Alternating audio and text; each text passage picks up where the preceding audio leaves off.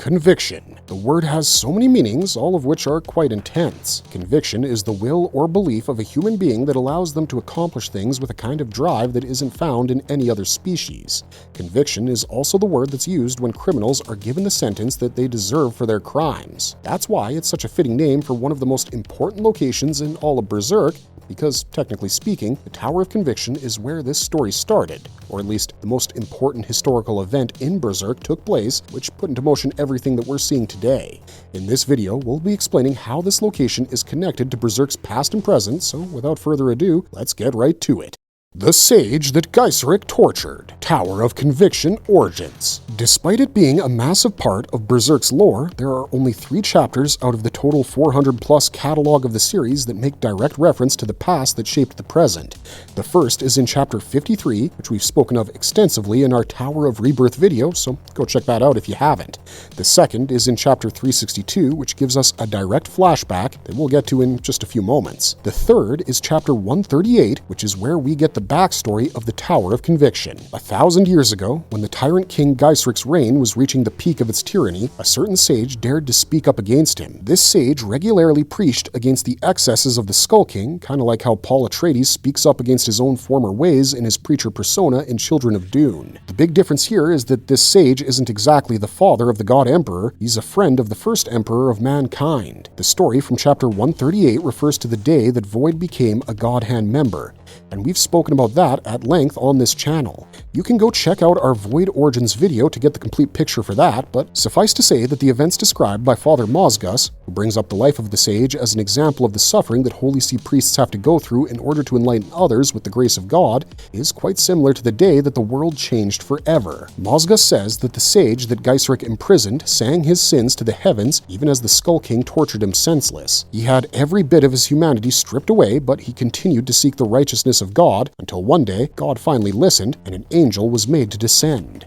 He then goes on to talk at length about how enduring pain is evidence of one's faith and says that he too thinks torture is deplorable, but he doesn't really feel guilty about making people hurt in ways that made our eyes water because it's what his faith demands of him. Mozgus tells a story of a dying man to whom a holy woman tried extending the warmth of companionship and comfort in his final moments. The man rejected it, saying that his rotting flesh and agitated body were proof of him having lived a full life. He would rather die a painful death than seek comfort because then it would sully the value of his pain. And if you think about it, this could be said of Geiserik's sage as well, who chose the pain of, quote, every torture imaginable, unquote, for speaking out against him rather than shutting up and enjoying a life of comfort. Void is the literal poster child for a tortured soul in all of entertainment, so there's no doubt in our minds that the sage Geiserik imprisoned and tortured was him. He's definitely the kind of guy to refuse a cosmetic glow-up like Griffith, because meeting the god that validated his beliefs, which stemmed from a mind broken under the weight of torture, must have made that torture itself hold meaning for him. We'll elaborate more on this in another video, and you'll soon learn which one, but the point of saying all of this is that the Tower of Conviction is most likely the place where the first eclipse was triggered, because there are a couple of hints in the manga that this is the case. First of all, the tower is located on the northwestern border of Midland, which is quite close to where Griffith's eclipse takes place. And second of all, the idea that the Tower of Rebirth and the Tower of Conviction coexisted in the same city as polar opposites of one another is a bit remiss, because the Tower of Rebirth was constructed after Geiserik's empire fell, whereas the Tower of Conviction predates that event according to Mozgus's version of events. They may have similar heights in construction, but we believe Mozgus mostly because of the position of this tower, which, as a prison tower, would have been located on the outskirts of Geiserik's capital city. Considering that all of Midland was once part of his capital, we think it's safe to say that the Tower of Conviction is the place where Void triggered the first eclipse, and the reason it isn't in a hole right now is quite simple. He left it intact as a reminder of his rebirth. Heck, the Tower of Rebirth could very well be modeled after the Tower of Conviction, which would create this crazy design loop kind of story that we really like. And also, to make Geiserik vanish from the history books, an equally important thing had to replace him, which is where the tower takes on the form we see it in the series. The probable first seat of the Holy See, how the Tower of Conviction became a religious site. There are a few political and geographical reasons for the Tower of Conviction being the probable first seat of the Holy See, or at least one of the first buildings that became a center of power for them.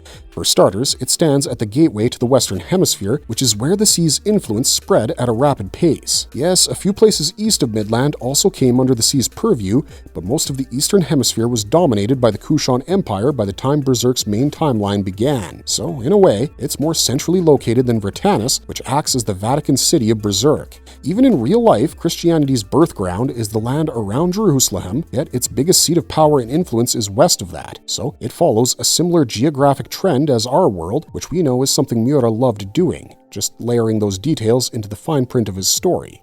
But moreover, there are aspects of the Tower of Conviction that just scream out ancient, rugged seat of power for a major religion. For instance, the chapel inside the tower is one of the oldest we've seen in Berserk. It's small, yet it has a powerful presence, just how the tower itself is plain in design but looms large over its home in the holy city of St. Albion. That name, by the way, is inspired by the original name for Britain, and the addition of the word saint here implies that a saint, which is the equivalent of a sage for Christianity, ascended to prominence on this ground. Then there's the massive torture chamber in the building, which holds every instrument of pain imaginable, like Miura just read through a book about the worst medieval torture devices and added all of them to his story.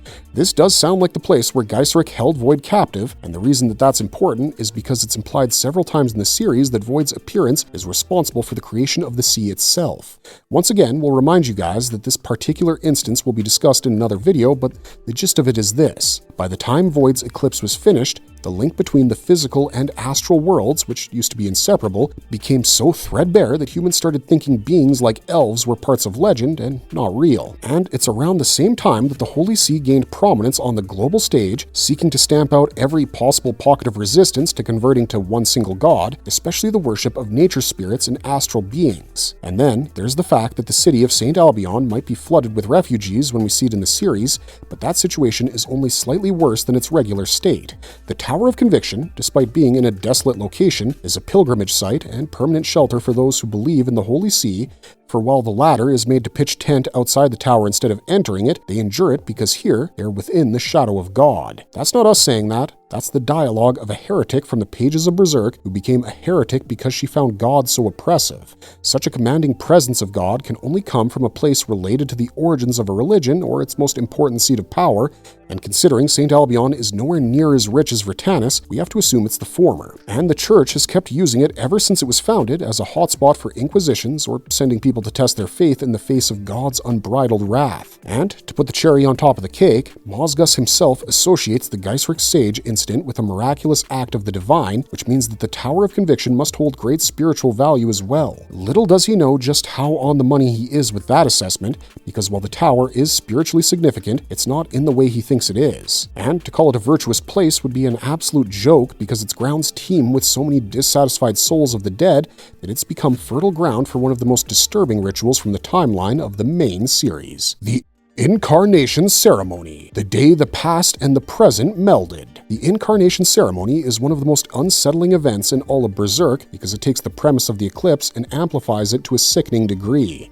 The eclipse only claimed the lives of a few hundred men. The Incarnation Ceremony took the lives of thousands of people to bring one single person back to Earth from the intangible planes of the astral world. The funny thing is, this is the exact opposite of what happened during the first eclipse, where a comparable number of people died to sever one person's connection to the physical world. This explains why Skull Knight says that the events of the ceremony, quote-unquote, flow as if parallel to that time, which at first we thought was the eclipse. But then chapter 362 dropped, and when we compared its events to the Incarnation Ceremony, we realized that this was what he was talking about when he made that reference. There are three major similarities between that ceremony and chapter 362, which depicts the first eclipse. The first thing is that we see the protagonist fighting against literal mounds of furry and fanged demons all by himself in 362, who have somehow become a blended entity that has distinct features but no clear beginning or end.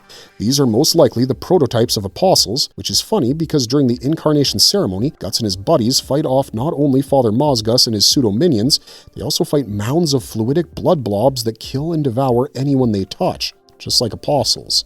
The series later calls these blood blobs the manifestation of the original inhabitants of specific locations, which makes the idea that St. Albion is where the first eclipse occurred even more likely. The second thing is the massive brand of sacrifice that we see burning in the background of chapter 362, which is exactly like the massive brand of sacrifice burning in the backdrop of the Tower of Conviction when the incarnation ceremony gets underway. And the third thing is that when the tower finally collapses and Griffith returns to the physical world, the former is shaped like the same altar where Griffith became a God Hand member.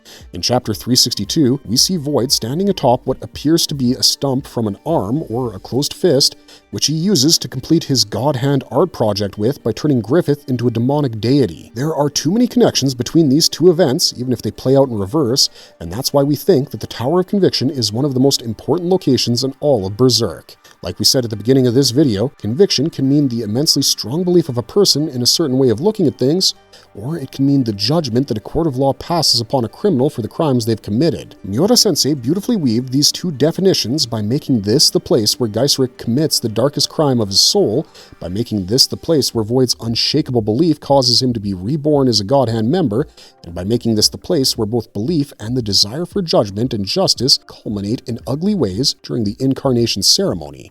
It's a rather fitting end for the first seed of the Holy See, crumbling into dust in the shape of a hand, because with Griffith's entry into the physical world, the God Hand has already achieved its major objective of triggering the Great Age of Darkness.